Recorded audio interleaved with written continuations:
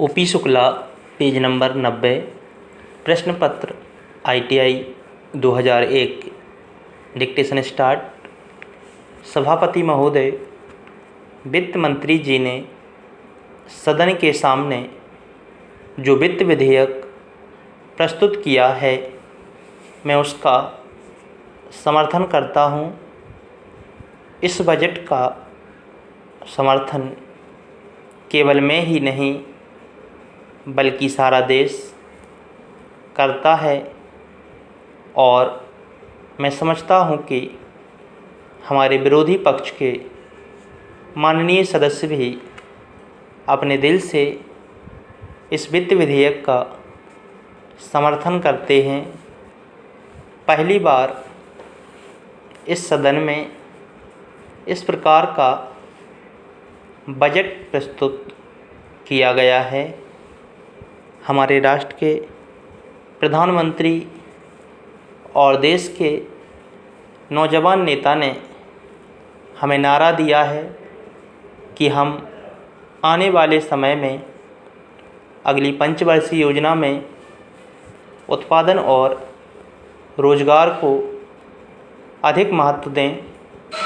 इसी सिद्धांत को लेकर माननीय वित्त मंत्री जी ने उत्पादन को बढ़ाने के साथ साथ हमारे देश से बेरोजगारी को समाप्त करने के लिए साहसिक कदम उठाए हैं।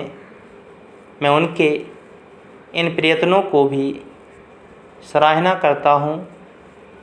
हमारे विपक्ष के बहुत से माननीय सदस्यों ने कहा है कि हमारे दल की सरकार जो केंद्र में है वह समाजवाद के लक्ष्य से पीछे हट गई है।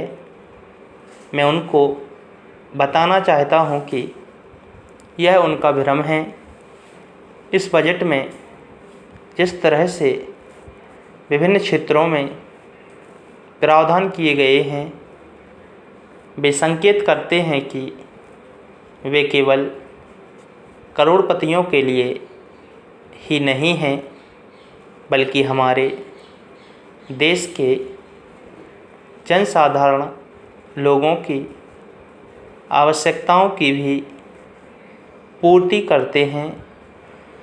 मैं विपक्ष के माननीय सदस्यों को बताना चाहता हूं कि पिछले बजट में जो घाटा था और जिन परिस्थितियों में वित्त मंत्री जी ने यह बजट पेश किया था, उसको भी समझ लेने की आवश्यकता है।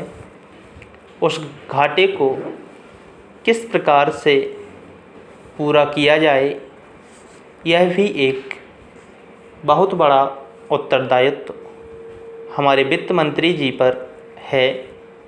इस बजट में जिस तरह से वित्त मंत्री जी ने बड़े साहसपूर्ण ढंग से इस घाटे को कम किया है, उसके लिए मैं वित्त मंत्री जी को धन्यवाद देना चाहता हूँ।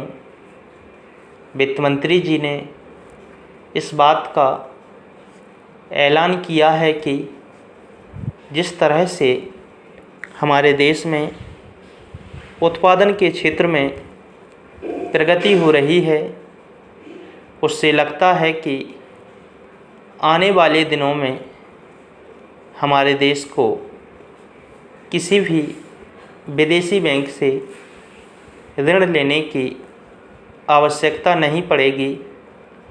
जब हम विदेशी बैंकों से ऋण लेते थे तो विरोधी पक्ष के लोग उसकी आलोचना करते थे, लेकिन अब जब उन्होंने यह घोषणा की है तो हमें उनकी घोषणा का स्वागत करना चाहिए। स्टॉप।